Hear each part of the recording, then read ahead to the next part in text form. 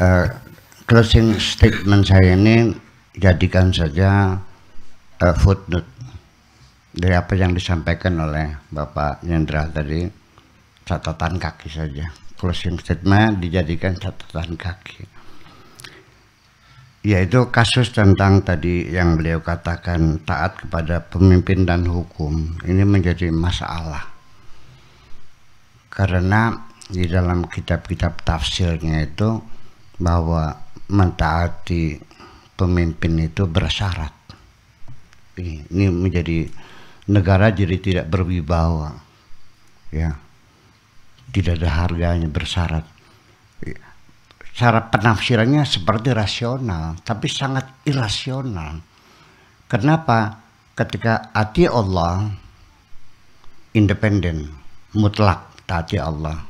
Wa ati Rasul independen, mutlak mentaati Rasul. Begitu ulil amri tidak disebutkan wa atiu ulil amri, tapi wa ulil amri. Itu cara penafsiran mereka, sehingga artinya mentaati pemimpin dan hukum itu apabila sesuai sama dengan Allah dan Rasulnya. Kalau tidak sama ya tidak boleh ditaati.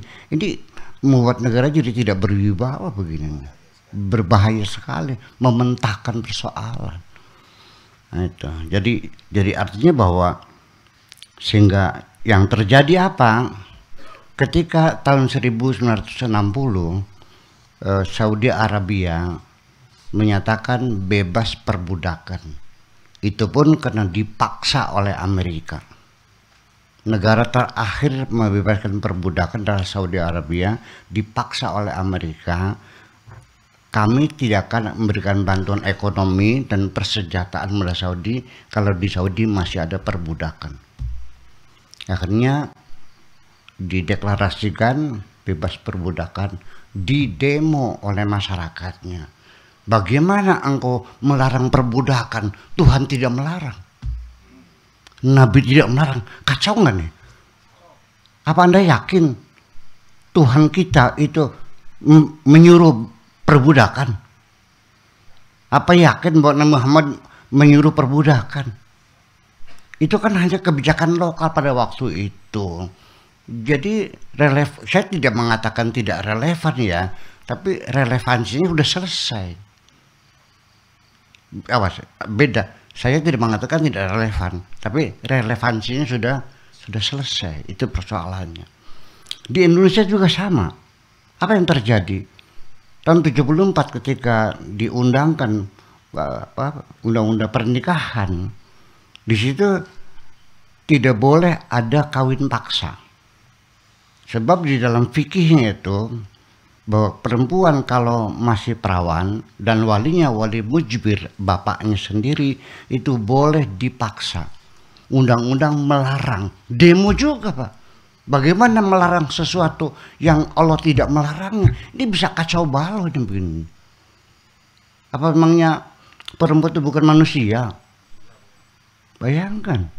Nah, itulah persoalannya. Jadi kita nggak jelas gitu. Jadi mereka itu ingin apa yang ini? Bahwa semua keputusan fikih itu adalah everlasting, forever, berlaku untuk selamanya. Solihun fi kulli zaman wa makan. Wah, yang salah. Pernah dengar itu? Berlaku di mana saja dan kapan saja. Ini persoalannya adalah, ini bukan hadis, bukan Al-Quran. Ini deklarasi Hasan Banna, tokoh Ikhwanul Muslimin pada Kongres Ikhwanul Muslimin yang kedua di Kairo. Ini bukan hadis, bukan apa ini. Jangan salah paham. Ini. Jadi artinya apa? Di situ undang-undang pernikahan seperti hak cerai. Ini masih ada dualisme ya. Perempuan mengadu kepada saya, suami saya sudah mengatakan cerai.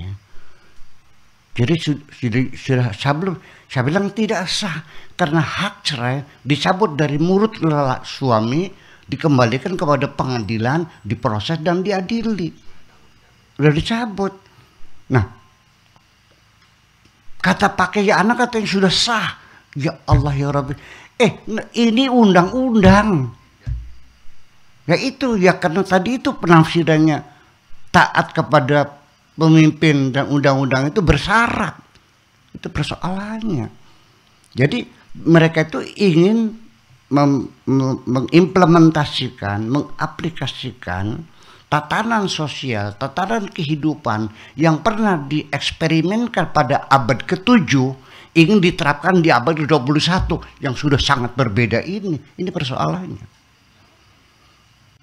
Iya. Yang dulu mereka ceboknya pakai batu masih. Rumahnya pakai tenda-tenda, mau diterapkan sekarang. Ini yang jadi persoalan. Nah itu jadi artinya pada akhirnya nanti pada ideologi apapun nanti yang ingin merubah Pancasila, kita tahu kita bersatu karena Pancasila, bukan karena kesamaan agama, bukan kesamaan suku, bukan kesamaan bahasa, geografis juga berbeda-beda, sejarah berbeda-beda. Yang mempersatukan kita Pancasila, dan ini sudah teruji 77 tahun kita tetap bersatu.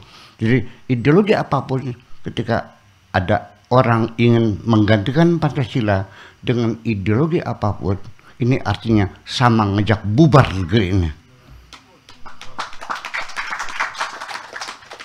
Sekarang andaikan iya mereka menang, lalu diterapkan hukum Islam. Saya ingin bicara secara jujur saja. Dalam hukum Islam ada dikotomi. Tolong sebelum engkau terapkan di negeri ini, tolong jelaskan dulu kepada saya bagaimana Anda menjawab masalah dalam hukum Islam sendiri. Ada dikotomi. Hukum untuk perempuan berbeda dengan hukum untuk laki-laki, betul?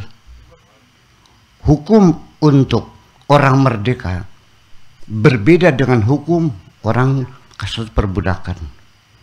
Hukum orang Islam berbeda dengan hukum non-Muslim. Apakah mungkin dikotomi hukum ini bisa diterapkan dalam civil society semacamnya? Makasih.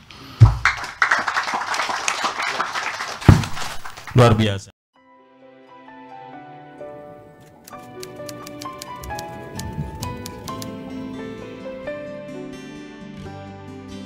Aku hanya ingin berbagi kebahagiaan